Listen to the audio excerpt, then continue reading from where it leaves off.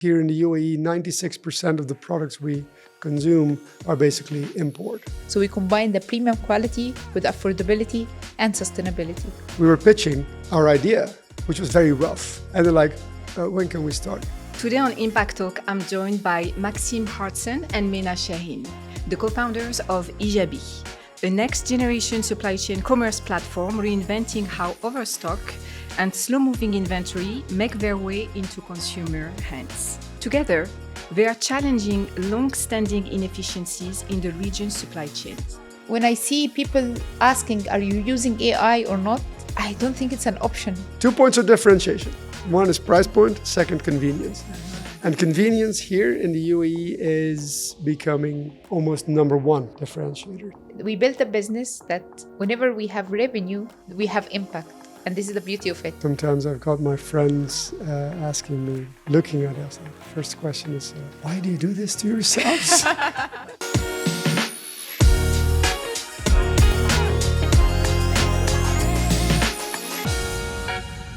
MENA, Maxim, welcome to Impact Talk. Hello. Hi. It's a pleasure to have you, and I think it's the first time we're having a couple on Impact Talk, so super excited about that. Thanks for having us. It's very exciting to be here. Thanks, Nadine. Thank you.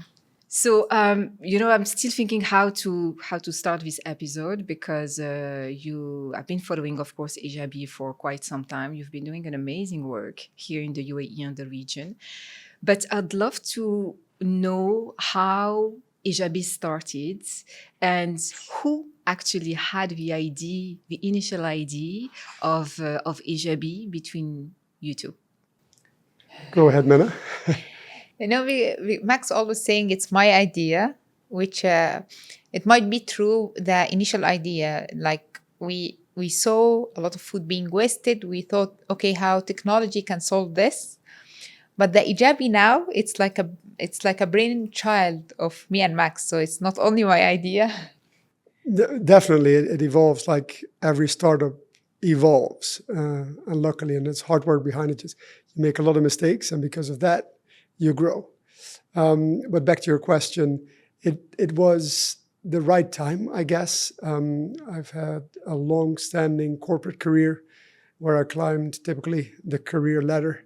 And came to a point where it was not exciting anymore.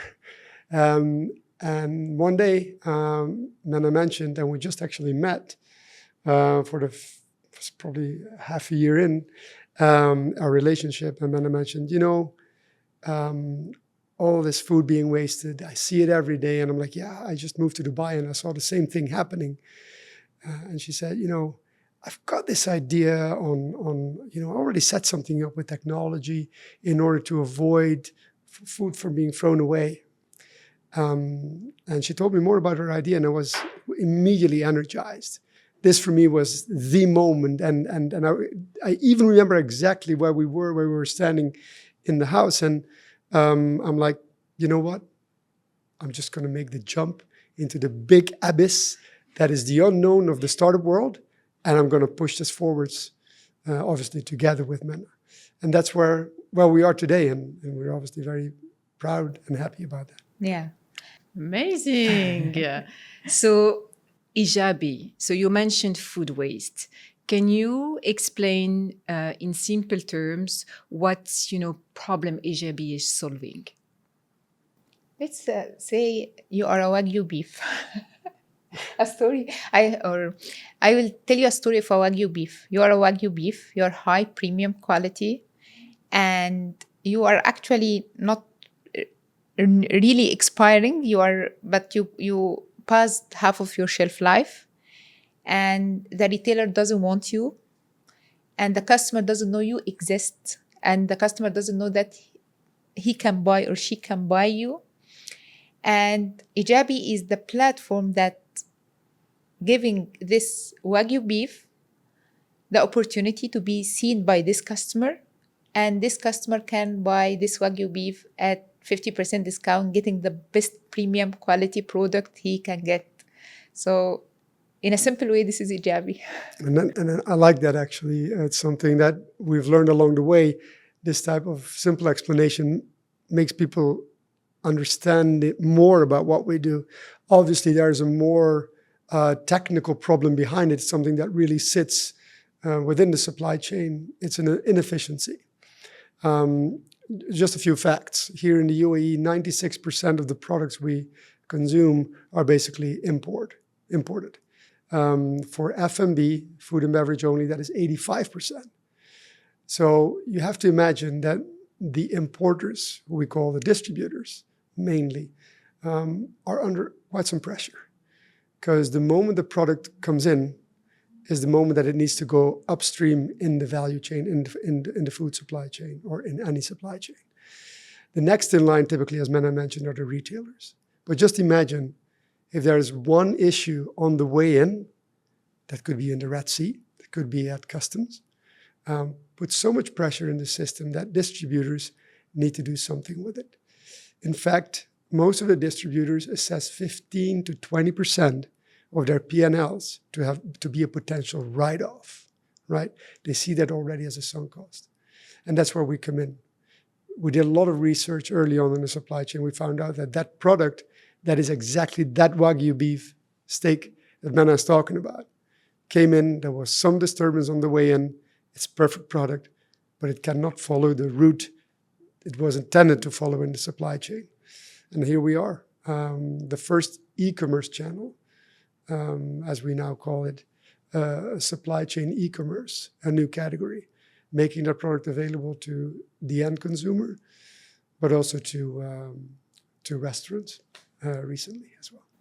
Okay, so what makes Ejaby different from other platforms? Because lately, we see more and more focus, which is amazing, on food waste and how we can make the shelf life of the product longer. So, what makes you different from other platforms which are targeting also the same segment as you? We are the first to go to supplier. When we went to supplier, they didn't understand the technology they are using in WhatsApp. They don't use e-commerce.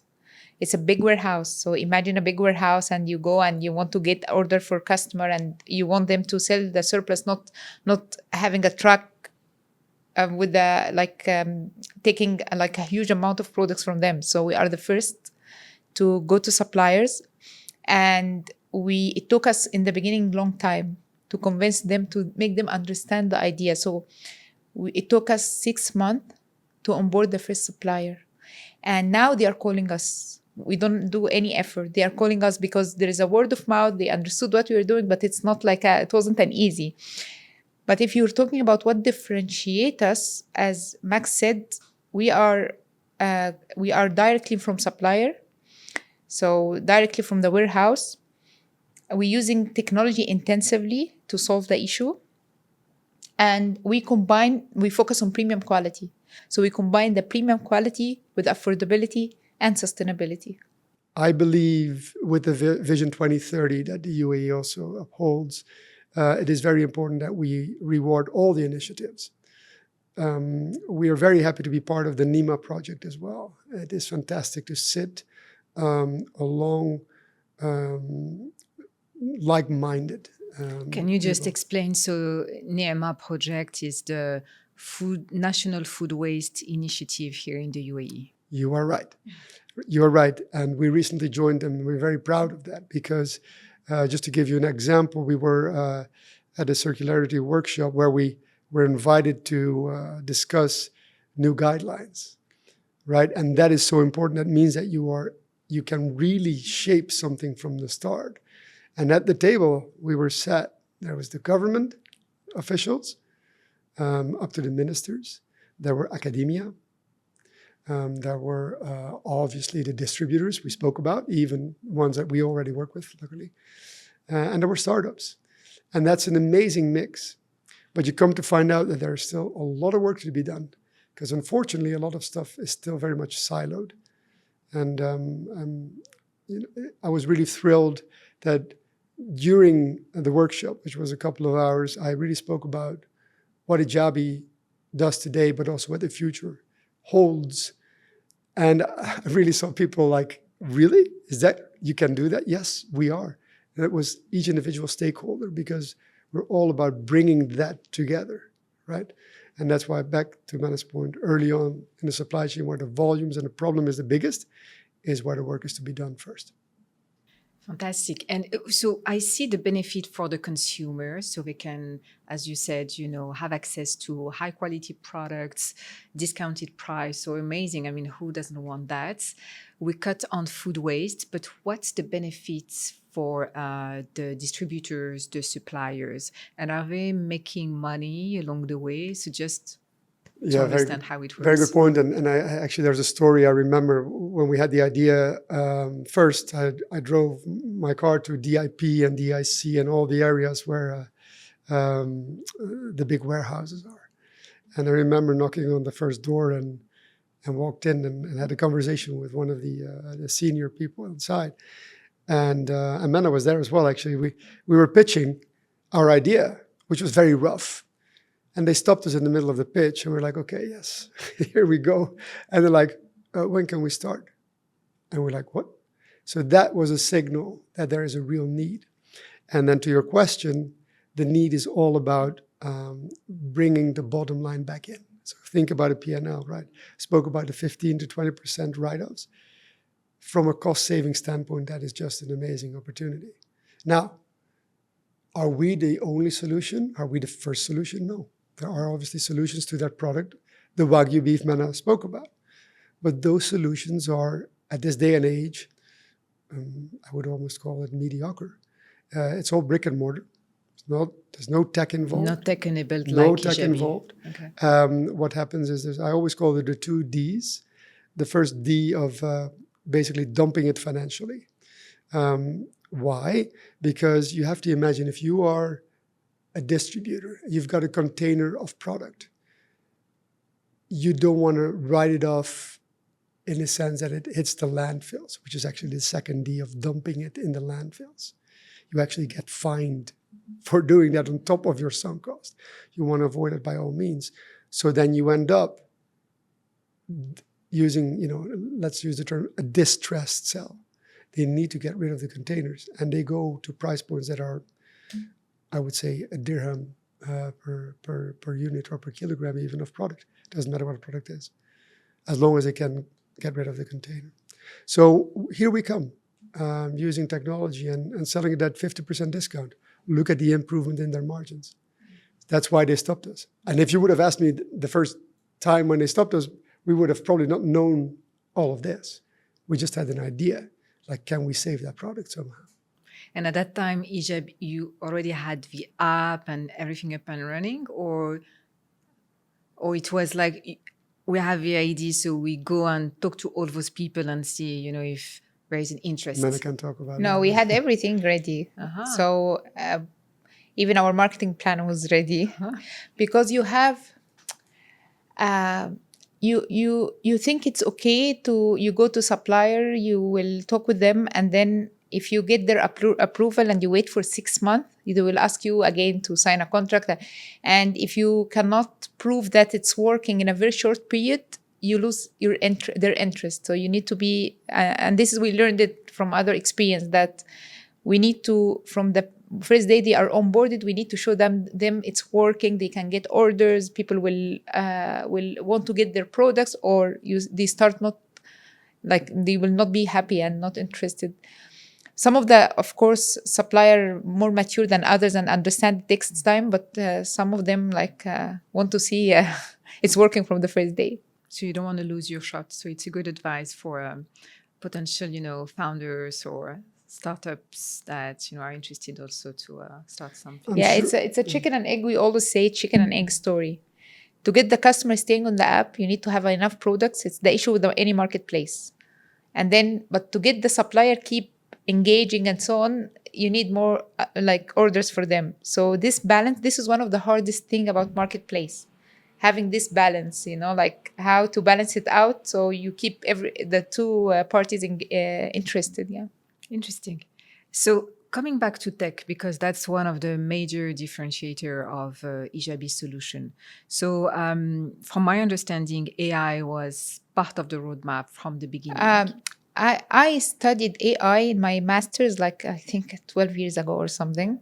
So you have an idea how it works, but there were no access to it. So from early on, you want the tech to work for you. There is many that just thinking, okay, I will have a marketplace, I will have my shop in Shopify, put my product. It's good Shopify to test it out, or if you have your own brand, but it's not our Ejaby. Our Ejaby is that how to make it light assets, tech enabled, that you can you automate, you can connect all the stakeholders together in a seamless experience, and to scale.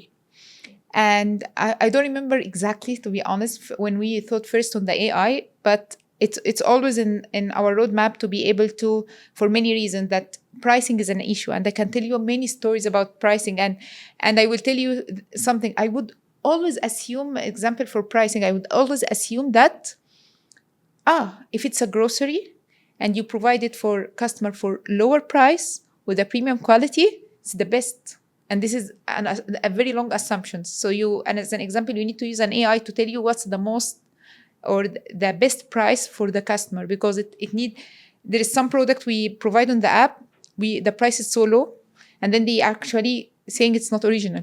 We have a certificate from the supplier, it's 100% original, and we talk about with the very reliable supplier. And you have also some products that somehow when you increase the price, the demand increase. So this is one of the things we started to think about, how AI can help us identify the right price, how AI can help us do price comparison, how before AI even we were thinking always about automation, how to make it less and less resource heavy operations. And then when we have an access on AI, now we are in a way to use AI to automate and decrease the resources needed to do the job. And when I see people asking, are you using AI or not? I don't think it's an option now. Like, if you are not use AI, like any startup that is define itself by AI enabled or not AI enabled, is not the right way to define yourself now, because it's now essential or you will lose to the competition, So everyone has to use an AI, and I am not sure how now to define. Before everyone has to use AI, I've always defined Ejaby like, we are AI enabled platform. We will use AI. It's in the progress and so on. But now I cannot say this anymore, because everyone should use AI. It's the normal thing. Yeah, the new norm. Yeah. And you're the tech person in the team? Yeah. Sounds like. Oh, definitely. No doubt. The tech is right there. Yeah. It's actually, I found my passion about tech when I am a pharmacist. And then as an experiment, they decided to give us a course in my master's about technology. And to my project was how to teach an AI that to find out and detect this patient has a thyroid cancer. And I was like, I found myself like, oh my God, this is my future, this is, I love this, this is something I want to work with. And then I continue in pharmaceutical field and operation and so on. But Ejaby allowed me to use this, my passion, and grow it. So super interesting. I didn't know you were a pharmacist. I'm a You pharmacist, had yeah. many different lives before Ejaby, MENA. And she's full of surprises. Yeah, she is. Absolutely.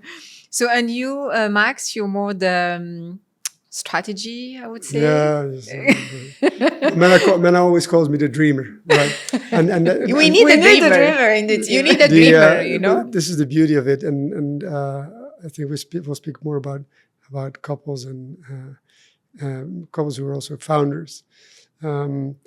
But one thing is that, you have to be the yin and yang. I mean, like in a marriage, right? It's like we were married, but then double in a way, plus 2 young, beautiful kids, 2 young boys at the same time. But we're really complementary. And we didn't know that. The moment when we had this idea, I'm like, I'm going to jump on this idea. We didn't know that we have complementary skills, which is great, because MENA is very operational.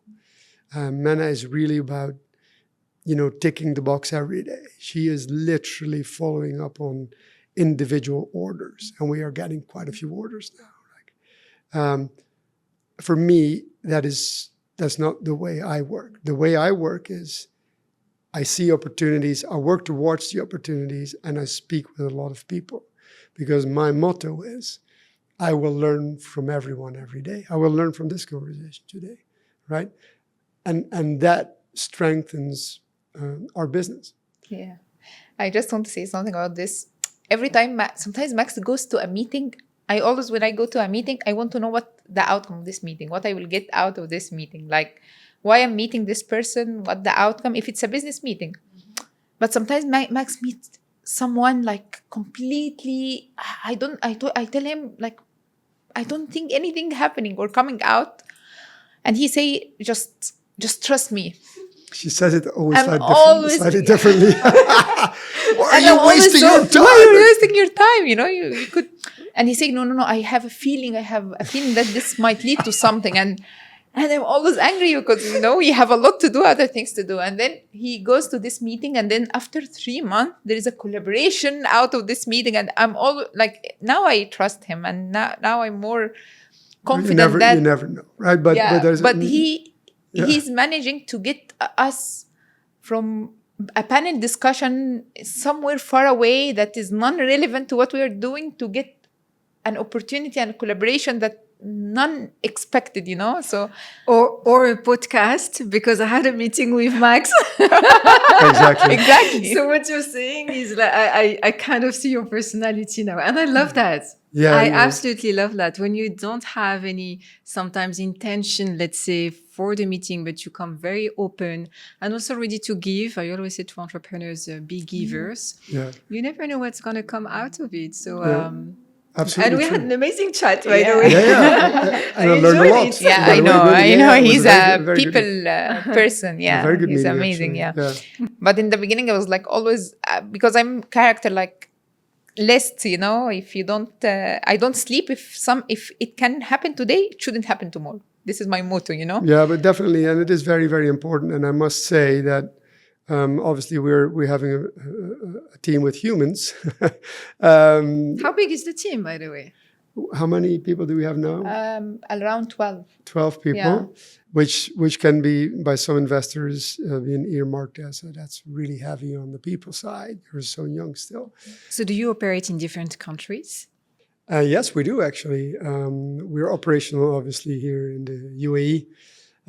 Signed a very exciting partnership with a company out of Saudi Arabia, where we also set up our company in Riyadh already. So exciting times.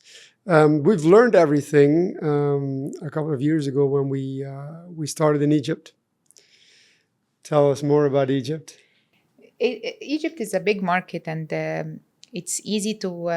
It was a journey because first we learned that the issue set with the suppliers, with big suppliers, not at the restaurant side and the retailer side, for many reasons. One of the things we are now aware of, it's called reverse logistic, that the retailers can return the product to the supplier. We learned how to talk to the customer. We learned how to do thousands of transactions. So how to do the operation and so on. So it's... Yeah, obviously, Egypt, as Menna mentioned, is a market not to overlook. 30% of the people live below the poverty line in Egypt. It's a massively growing population, 110 million, and growing fast. More than 75% of the population is below the age of 20. So it's an extremely young population, extremely smart people as well. We also know that in Egypt, 75 kilograms per person per year are still being wasted for food, especially in the times of Ramadan. It spikes up to 60% increase. So there's a massive opportunity in Egypt. And we're very happy to see that fellow founders are setting up businesses with a similar intent in Egypt, complementary to what we do. It's great to see that happening. For us, we were ready to expand, let me put it that way. And speaking with investors at a pre-seed stage at that moment, investors were not always that, likely to invest in Egypt, in the Egyptian market. That's one of the things we saw. And on top of that, I think it's now a year and a half ago when the National Bank in Egypt let go of the protection of the Egyptian pound. The valuation dropped in one day with 60% versus the US dollar. So for us working with companies like Meta in our B2C model, it was not the best solution. So we've learned everything, more than 350,000 transactions, and that really made us ready for a market like the UAE. Yeah. Because the Egypt market is more forgiving. So it's good. If you start there, you will learn. Yes. But UAE, oh my God. No. Like you need to be the best and you need to give the best service, the best quality, or this is the expectation of everyone living in Expectations UAE. are high. High, Super very high. high. Yeah, yeah. 2 points of differentiation. One is price point, second convenience.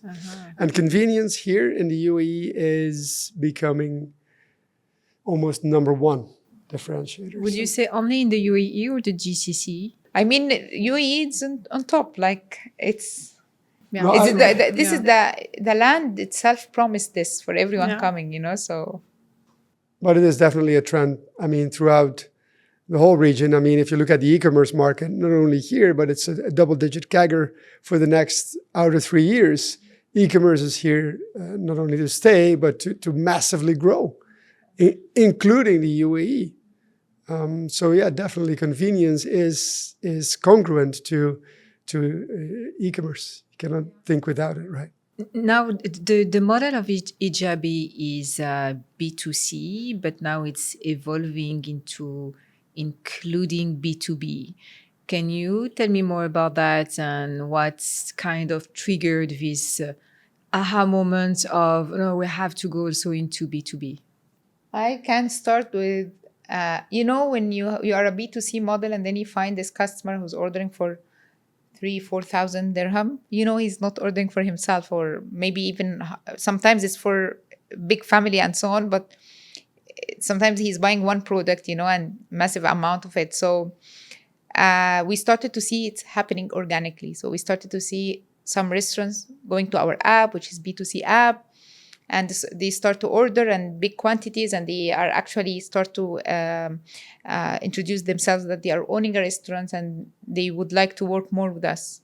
Well, definitely, it's almost, in all fairness, it's almost a no-brainer because we are so early on in the supply chain. Remember, we're talking massive volumes.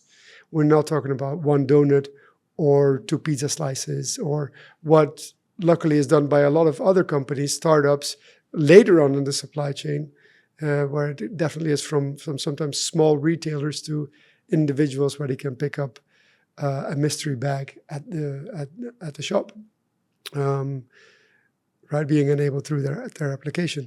For us, we're talking bigger volume. So the question then comes in, also from the supplier side, how much of the volume can you help me with? Because remember the distressed sale I spoke about? That's it. So it's an organic part of what we're doing. And I must say, we're really, really proud that we're now running our first proof of concept and it's going really, really well. And it is something that is inevitable. Speaking with investors as well, investors are always smart and they always give you advice. And this advice always comes to us. And luckily we've already embarked on that journey. So more to come. Amazing. Yeah, it's amazing. fantastic. I love the story of Ejaby because when we sit with you guys and we really learn the whole journey and how things started and all the learnings also along the way and how you pivot, at some point.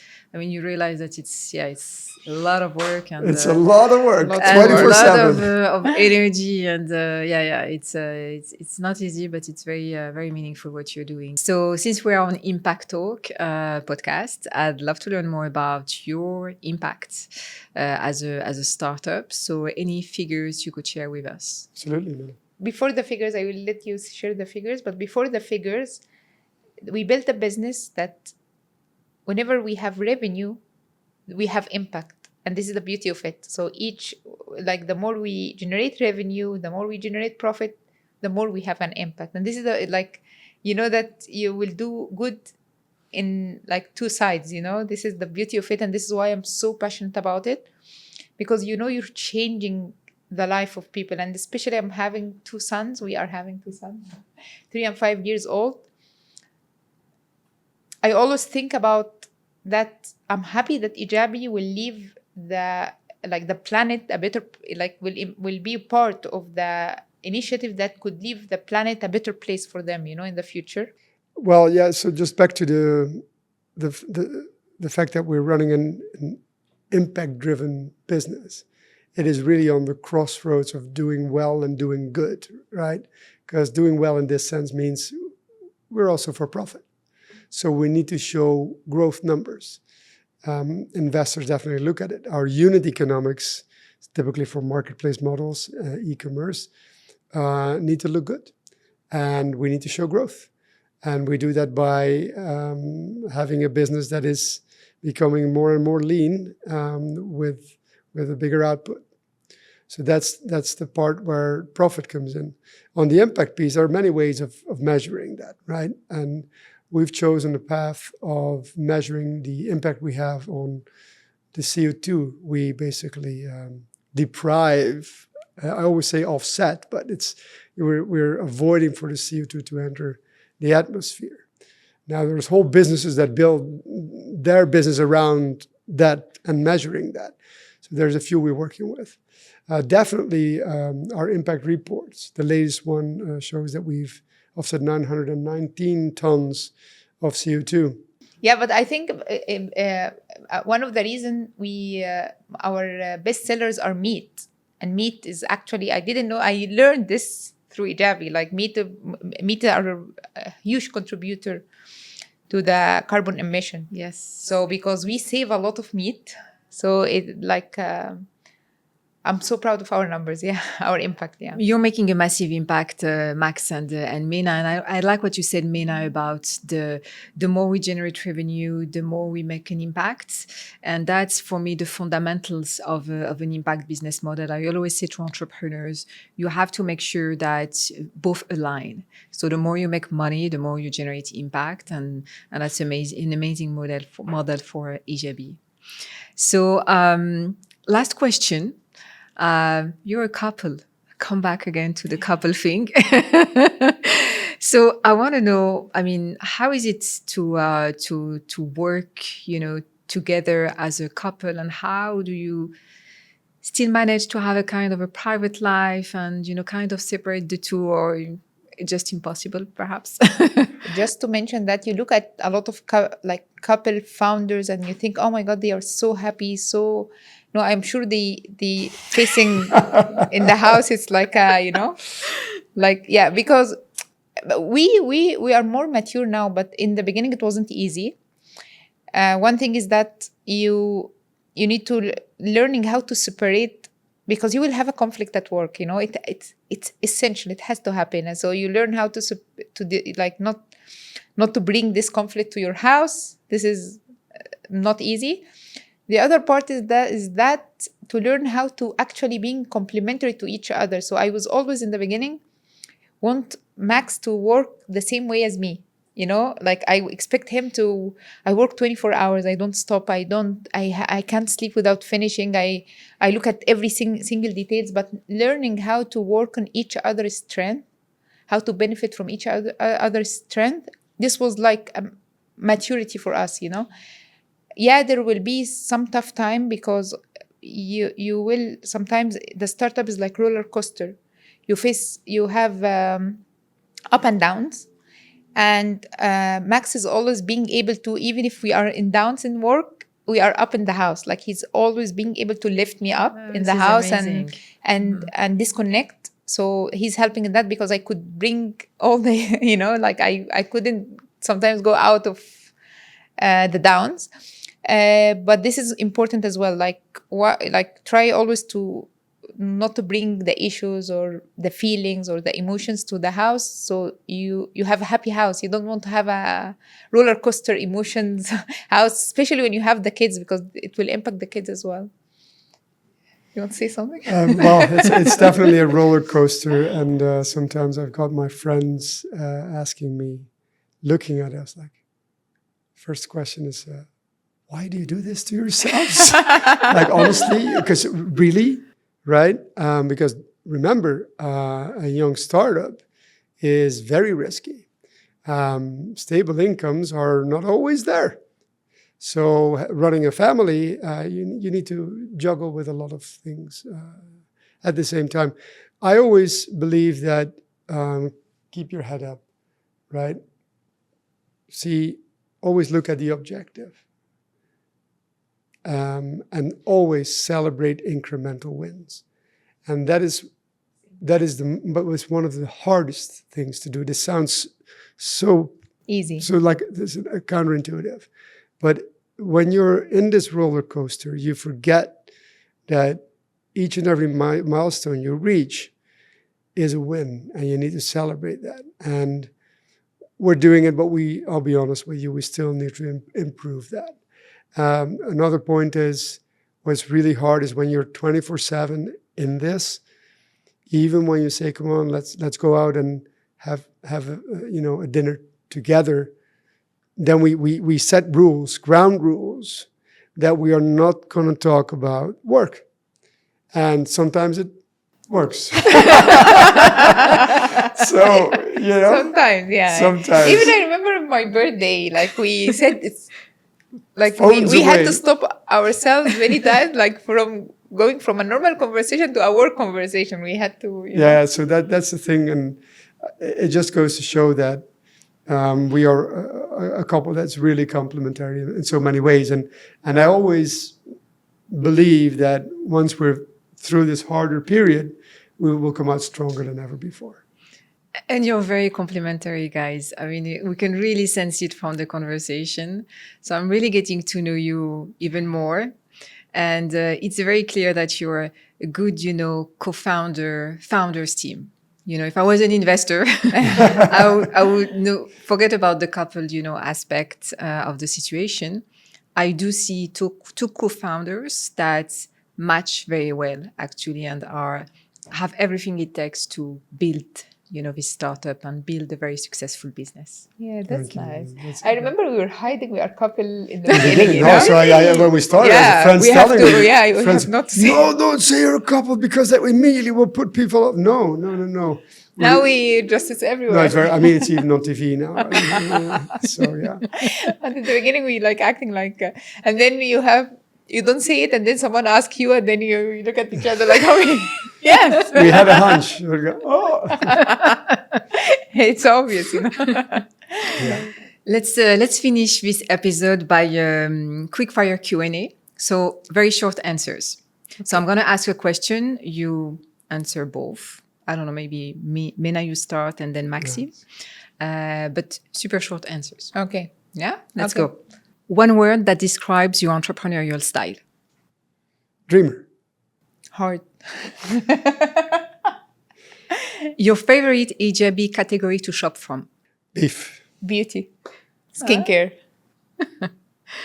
A daily habit that keeps you grounded as founders?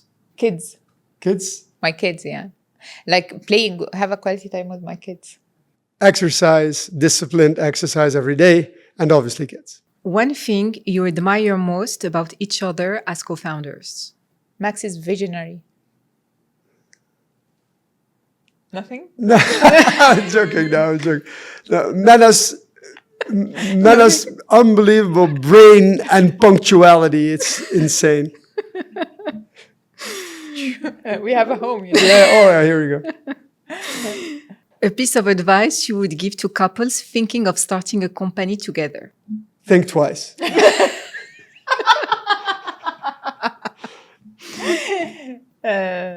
Just don't, as I said, don't bring the work home. Divide. Yeah, it's an advice.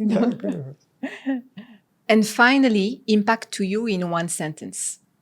Changing the life of people to better life. Doing good and doing well at the same time. Awesome. Thank you so much, Max and MENA. I had a wonderful time. Yeah. I honestly had a really wonderful time with both of you. Enjoyed learning about Ejaby, but more also about your entrepreneurial journey and everything you've been doing in the past couple of years. So I do wish you all the success in the world, and I'm sure that Ejaby will go a long, long way. Thank you Thank so you. much, Nadine. Thanks for having We had us. fun. Thanks for tuning in to Impact Talk. So you can find us on YouTube. We have subtitles in both English and Arabic, and also on all the podcast platforms. Just search for Impact Talk with Nadine Zidani. And see you at the next episode.